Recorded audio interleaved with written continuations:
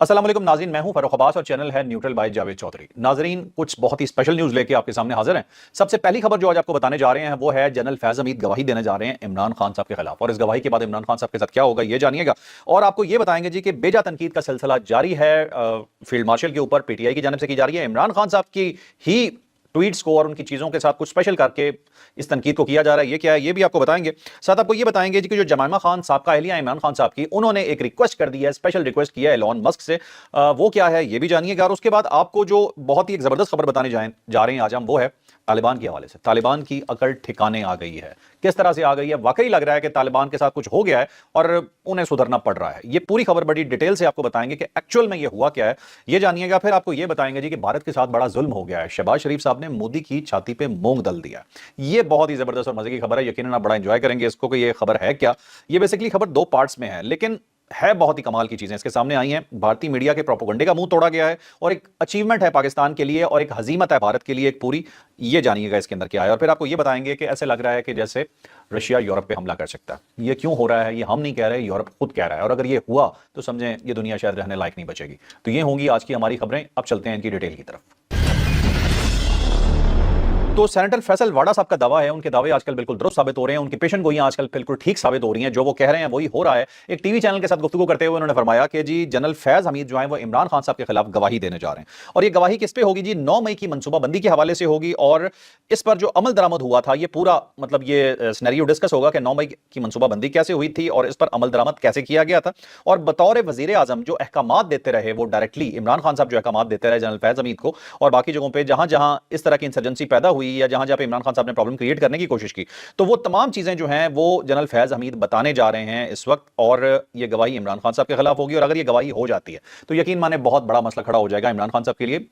फौज ने एक चीज सेट कर दी, कि एग्जांपल सेट कर दी कि अगर हमारे दरमियान से भी कोई लेफ्टिनेंट जनरल रैंक का इंसान भी इस तरह का कुछ करेगा जो स्टेट के अगेंस्ट मतलब वो एक्ट हो जाए या उसका नुकसान स्टेट को हो जाए, तो हम उन्हें भी नहीं छोड़ेंगे। और जनरल फैज को सजा देके ये उन्होंने साबित कर दिया। तो ये आप बड़े आराम से जज कर सकते हैं कि अगर 9 मई में कैंट्स पे हमला हुआ है या बाकी रियासती इदारों पे अगर हमले हुए हैं, तो ये इमरान खान साहब के लिए बड़ा क्लियर कट पैगाम है कि उन्हें अब नहीं छोड़ा जाएगा। अगर एक एग्जांपल सेट होकर आपके सामने आ गई है, क्योंकि पहले आपका इल्जाम यही था कि जी दूसरों को पकड़ा जाता है, ये खुद को कुछ नहीं कहते। ऑल्दो कि पहले भी ऐसे नहीं था, पहले भी सेल्फ अकाउंटेबिलिटी मौजूद थी, बट मैं ना मानूं कि एक रट थी। अब तो सबके सामने एक चीज आ चुकी है। तो अब ये इमरान खान साहब के लिए मामला बहुत ज्यादा गड़बड़ हो गया है। इसी खबर में आगे थोड़ी सी एक और भी चीज मैं ऐड कर दूं कि साजिशों में मुलव्वस पार्टी के दीगर रहनुमा, जजेस और वीलॉगर भी शिकंजे में आएंगे।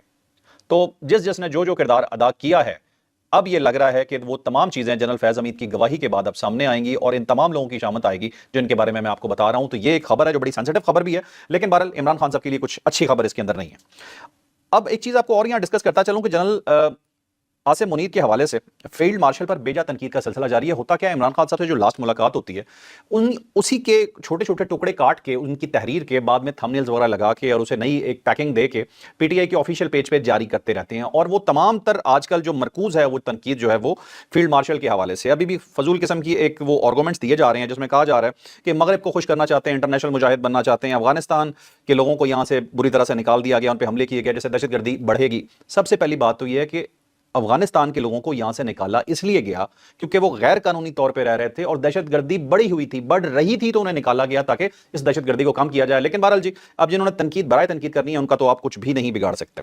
और एक और बड़ी मजे की चीज मैं पिछले दिनों में देख रहा था कि जनरल फैज हमीद के हवाले से कि अब एक नया ट्रेंड शुरू किया जा रहा है कि जनरल फैज हमीद, ये पीटीआई कर रही है कि जनरल फैज हमीद जो है कि इन्हें निकलवाना जो है वो अमेरिका का काम है और अमेरिका ने ये सब कुछ किया है। वो चाहे कि कब के साथ उनकी तस्वीर जारी की जाती है कि काबुल गए थे जब तालिबान गवर्नमेंट आई थी, तो उस वक्त जी जनरल फैज हमीद ने बड़ा कलीदी किरदार अदा किया था और बड़ी सिचुएशन कंट्रोल की थी और उनके होते हुए कुछ नहीं हो रहा। तो इस तरह की चीजें वो अब दोबारा गैदर करके ये इकट्ठा करके एक परसेप्शन बिल्ड करने की कोशिश कर रहे हैं कि क्योंकि उस वक्त उन्होंने अमरीकी मुफादात के खिलाफ काम किया था तो इसलिए अमेरिका ने निकलवाया। तो सबसे पहले तो पीटीआई मीडिया सेल के हवाले से बात कर रहा हूं। उनके बहुत सारे मेन स्ट्रीम के जो लीडर्स हैं वो तो बहुत सेंसिबल लोग भी हैं, लेकिन उनकी चलती नहीं है। इस वक्त जो ड्राइव कर रहा है पीटीआई को वो उनका सोशल मीडिया ड्राइव कर रहा है। तो अब एक सिंपल सा क्वेश्चन उन लोगों से है भाई, वो ये बनता है कि पहले आप ये डिसाइड कर लो कि आपका दुश्मन है कौन। पहले पीटीआई इमरान खान साहब की तरफ से कहा गया कि अमेरिका ने निकलवाया, फिर कहते हैं हमने तो ये कहा ही नहीं था, अमेरिका ने तो कुछ किया ही नहीं है। फिर पता चलता है आपके तो अपने राब्ते मौजूद थे। फिर पता चलता है आप वहां बैठ के उनके सेनेटर्स को अप्रोच करके, या आपने ये भी कोशिश की कि डोनाल्ड ट्रंप को भी अप्रोच किया जाए, आपने वो कंपनीज को भी हायर किया जो आपके लिए वहां पे राह हमवार कर सकें। लेकिन जब नहीं हो पाया तो उसके बाद फिर दूसरा आपने रास्ता अख्तियार किया, आप एंटी आ गए उसके कि नहीं जी अमेरिका सब कुछ कर रहा है। तो अभी भी ये अमेरिका के कहने पर फैज हमीद साहब को सजा हुई है। अब एक अजीब गरीब किस्म का नैरेटिव बिल्ड किया जा रहा है। तो अब सिचुएशन ये है कि पहले आप डिसाइड कर लें आपका दुश्मन है कौन। आपको निकाला किसने, आपके साथ प्रॉब्लम किसका था, या अभी आपके साथ किसका प्रॉब्लम है? पीटीआई इसमें कंफ्यूज्ड है, या अपने नीचे मौजूद लोगों को या अपने लिसनर्स को पता नहीं बेवकूफ समझते हो आप लोग या क्या समझते हो, मैं नहीं जान पाया इस चीज को। बहरहाल वो रहनुमा जिन्हें पार्टी में आगे होना चाहिए, जिनकी सेन वॉइसेज हैं, उन तमाम लोगों को पीछे कर दिया गया, और इस वक्त पार्टी को लीड करने वाले लोग जो मौजूद हैं, ये वो तमाम लोग हैं जो पाकिस्तान में इंसर्जेंसी क्रिएट करना चाहते हैं, और ज्यादातर वो लोग हैं जिनका पाकिस्तान में स्टेक ही नहीं है। बहरहाल ये थी एक अजीबोगरीब किस्म की एक कंपेन की स्टोरी मैंने आपको बताई है। फिर जमाइमा खान ने एक ट्वीट किया है स्पेशली इलॉन मस्क को, और उन्होंने कहा है कि उनकी विजिबिलिटी फिल्टरिंग बंद की जाए, जो विजिबिलिटी फिल्टरिंग है उसे हटाया जाए। अब उन्हें अपने ट्विटर को यूज करने में कोई प्रॉब्लम हो रहा है, साथ उन्होंने पूरे एक वो अपना एक गिला किया है, एलिगेशन उन्होंने दिए कि 22 महीने से जो इनके बेटे हैं वो मिल नहीं पाए इमरान खान साहब से, और उनसे बात नहीं हो पा रही सही तरह से, तो इस सिलसिले में उनकी जो अकाउंट की एक्सेसिबिलिटी है उसे बेहतर किया जाए, या उस पर अगर फिल्ट्रेशन है तो उसे हटाया जाए। इस तरह की सिचुएशन है। बात मतलब अच्छा नहीं लगता ये कहते हुए, लेकिन सिचुएशन कुछ ऐसी भी फील होती है कि अगर वालिद मुश्किल में होता है तो मुझे लगता है कि जो बेटे हैं वो इंतजार नहीं करते, वो ये देखते नहीं हैं कि हमारा वालिद मुश्किल में है तो हम जाके किसी मुश्किल में ना पड़ जाएं। जब अपना कोई मुश्किल में होता है तो फिर आगे नहीं देखा जाता कि आग का दरिया या पानी का दरिया है, फिर कूद पड़ा जाता है। अगर आपने इतना ही सेव करना है सब कुछ और कुछ नहीं करना, मतलब आप ये चाहते हैं कि कोई सेल्फ हार्म भी ना हो, कोई चीज भी इस तरह की ना हो, और सब कुछ ठीक भी रहे, तो थोड़ी बात समझ में नहीं आती। बहरहाल उनकी एक ये मुतालबा है, और मुतालबा बाप और बेटों के हवाले से देखा जाए तो बिल्कुल जायज़ है, बात होनी चाहिए। बट प्रॉब्लम यह है कि इमरान खान साहब जब भी बात करते हैं, किसी से भी बात करते हैं, जो पहला बयान बाहर आता है वो थोड़ा इंतशारी होता है, और मुल्क के अंदर प्रॉब्लम शुरू हो जाते हैं। अब उन्हें उनका कानूनी हक बिल्कुल मिलना चाहिए, लेकिन इमरान खान साहब को भी यह देखना चाहिए कि आपका मुल्क है और अपने मुल्क को आपने नुकसान नहीं पहुंचाना कम से कम, या एटलीस्ट आपकी वजह से ऐसा कुछ नहीं होना चाहिए। बस अल्लाह करे कि ये ऐसे हो जाए और इसी तरह से उन्हें ये बात समझ में आ जाए। चलें अब चलते हैं जी अपनी नेक्स्ट स्टोरी पे। नेक्स्ट स्टोरी जी हमारी बहुत ही इंपॉर्टेंट है जी, वो है जी तालिबान के हवाले से। तालिबान को ऐसा लग रहा है जी अकल आ गई है, और इंडिया की ठीक ठाक ठुकाई हो गई है। इंडिया ने बहुत इन्वेस्टमेंट की, बहुत जिसे कहते हैं ना उकसाने की कोशिश की तालिबान को। अभी भी हम ये नहीं कह सकते कि ये 100% है जो ये खबर है जो आपको बताने जा रहे हैं कि वो इंडिया से बिल्कुल पीछे हट गए हैं, लेकिन ये मैं आपको जरूर कह सकता हूं कि डेवलपमेंट बहुत बड़ी है। अब हुआ ये जी कि काबुल यूनिवर्सिटी के अंदर एक करारदाद मंजूर होती है जो 1000 उलमा जिसे मंजूर करते हैं, और वहां पे अब तालिबान के तमाम लोग वहां पे मौजूद हैं, बड़े लोग जो हैं। अब बैरून मुल्क में वो अस्करी सरगर्मियां करने वालों के खिलाफ ये कार्रवाई होगी, ये बात कह दी जाती है, और ये भी कहा जाता है कि जो इस तरह की कार्रवाई करेगा उसे बागी तस्वुर किया जाएगा, उसके खिलाफ एक्शन भी होगा। और हैबतुल्लाह अखुंज़ादा जो उनके सुप्रीम लीडर हैं, उन्होंने किसी शहरी को, किसी अफगान शहरी को किसी दूसरे मुल्क पर दूसरे मुल्क में जाकर मतलब हमला करने की इजाजत नहीं दी हुई। अफगान शहरियों के हवाले से कह रहे हैं, लेकिन दूसरी सूरत में वो ये भी कह रहे हैं कि उनकी सरजमीन किसी सूरत इस्तेमाल नहीं होगी, कि उनकी सरजमीन से कोई भी आकर यहां से किसी तीसरे मुल्क पे अटैक करे। अब हुआ ये कि पाकिस्तान का नाम नहीं इस्तेमाल किया गया, और कोई इसके अंदर इस तरह की चीज नहीं दी गई कि हम ये कर रहे थे और वो नहीं होना चाहिए, लेकिन यहां तक बात जरूर है, यहां तक बात खुश आइंदा पाकिस्तान ने भी कहा है। लेकिन पाकिस्तान मांग रहा है रिटर्न गारंटी। पाकिस्तान अभी भी कह रहा है कि अब रिटर्न गारंटी इस चीज की दें तो उसके बाद ही ये चीज पॉसिबल हो सकती है। अभी तक रिटर्न गारंटी मौजूद नहीं है, लेकिन ये एक जिसे कहते हैं ना पहला कदम है या बड़ा कदम एक उठा लिया गया कि 1000 उलमा की तरफ से ये करारदाद आ गई है। पाकिस्तान अगर खुद ये जो चाह रहा है, पाकिस्तान कहता है कि जो हैबतुल्लाह अखुंज़ादा है ना, ये खुद डायरेक्ट हुक्म जारी करे, जो उनका सुप्रीम कमांडर है, तभी ये रुकेंगे, क्योंकि सबने उनके हाथ पे बैत की हुई है। ये जितने भी इंसर्जेंट ग्रुप हैं ये भी उनके हाथ पे बैत है।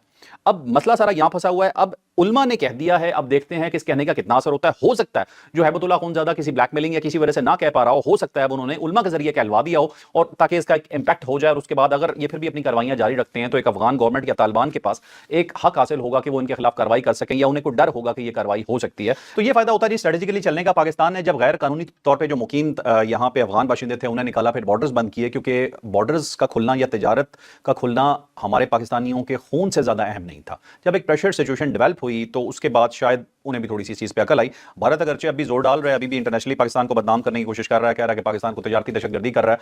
एक दहशतगर्द मुल्क किसी और मुल्क के मुतल्लिक दहशतगर्दी का बयान दे तो बड़ा अजीब सा लगता है, लेकिन बहरहाल भारत एक ढीठ मुल्क का क्या कह सकते हैं। अब चलते हैं जी अपनी अगली स्टोरी की तरफ। अब नेक्स्ट स्टोरी भी जी हमारी बहुत ही इंपॉर्टेंट है और बड़े मजे की स्टोरी है जी। वो मैं आपको ये बताऊं जी कि तुर्कमानिस्तान में अशकाबाद जो उनका दारुल हुकूमत है, वहां पे सदर पुतिन की और शहबाज शरीफ साहब की एक